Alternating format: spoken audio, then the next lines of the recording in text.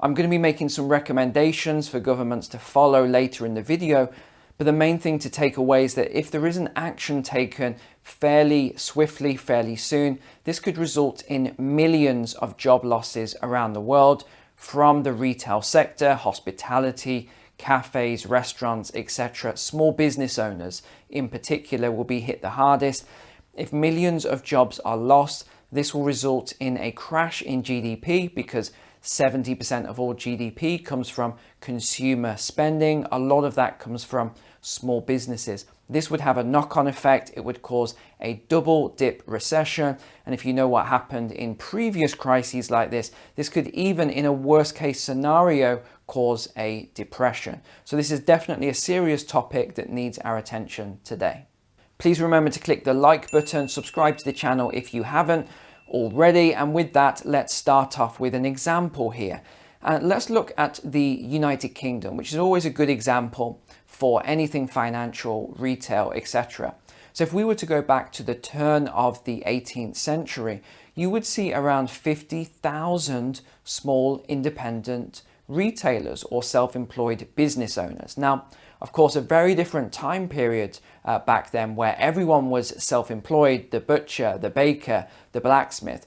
Most people did not have a job, or if they were, they're employed by a small business owner, and maybe they had a few employees. But it definitely wasn't the way we see it today, where the majority of people are employed by large companies. Now, fast forward 100 years from the 17th century and get to the mid-19th century, and this 50,000 number turned into about 170,000. So this was 170 now thousand small business owners. And of course, this gave rise to the phrase a nation of shopkeepers, if you've ever heard that expression before. But today, if we look at the high street, whether that's in Britain or anywhere else in the West, you're less likely to see a thriving economy, a thriving high street, and you're a lot more likely to see empty shop fronts, graffiti, vandalized, smashed windows, and burned out shops and businesses. Now, why is this? Now, of course, we've had riots and we've had protests and all these other things that have contributed, but I would say that's not the main contribution here. So what has led to the demise of the retail sector? So if you've watched my other videos, I don't think it will come as a surprise to you today that I'm going to focus this video on the COVID crisis, initially with the lockdowns and of course the ongoing crisis.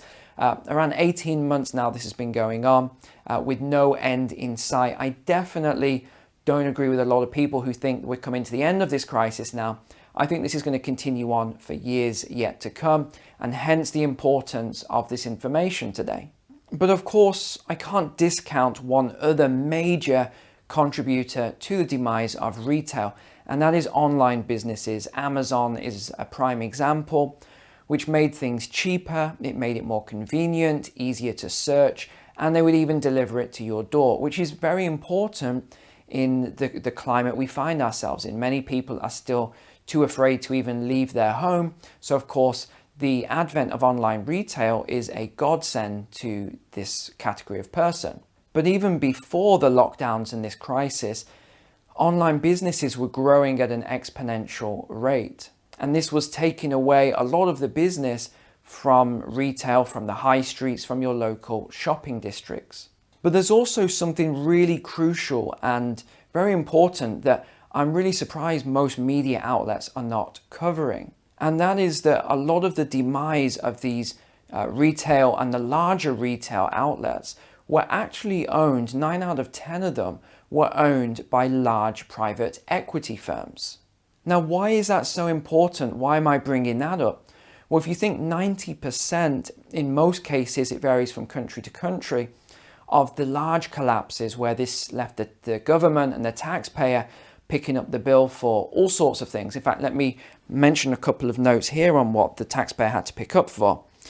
In a recent study looking at the accounts of private equity firms behind 10 of the best known UK retailers that crashed and burned in the last 3 years found that, number one, the private equity firms made huge profits from their broader portfolio of investments whilst accumulating huge levels of debt.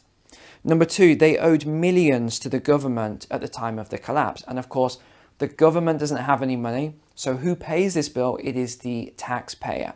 Number three, the government, so again, the taxpayer, had to pay millions of pounds to cover staff redundancy payments when it should have been the hedge funds and the private equity funds that should have picked up the bill.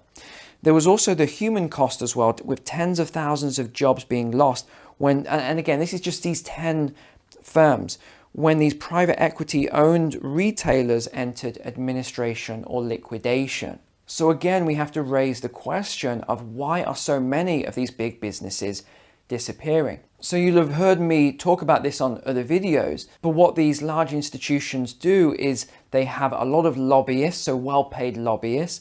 They lobby the government and other bodies to get preferential treatments.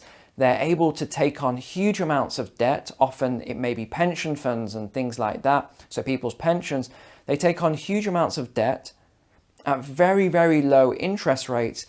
And then they use this money to squeeze out or to expand their business empire or to squeeze out the smaller independent operators who just can't compete with this level of headquarters and branding and marketing and sales and everything else that comes along with a large organization like this. And whilst they're taking on this huge amount of debt, what they are not doing is what they should be doing, and that is investing it back into staff, into their people, and also, importantly, research and development. If we look at the businesses that are successful over the long run, so over decades and decades, sometimes 100 years or more, it's because they invest very heavily into their people and into research and development. Now, what's happening as it stands in this current crisis and this, the world we now live in, but even before the crisis started, these large institutions were doing this. That what they do is they go in and they cannibalize businesses. All they care about is profit and the bottom line. They don't care about the staff. They don't care about the pension plans, as is evident when these businesses collapse. The pension plans disappear with it. We've seen a lot of big cases of this. The government has to then bail it out. Again, the taxpayer. These large institutions are causing the death blow of retail as well. Now, a couple more points here. A recent study highlights that small business owner debt has soared to 5 times higher than before COVID than it is current right now. Shops, cafes, hairdressers, beauty salons, restaurants, they are all battling to survive after the recent lockdowns crippled them, because remember, these businesses still have to pay the overheads, but they are not getting an income during this period.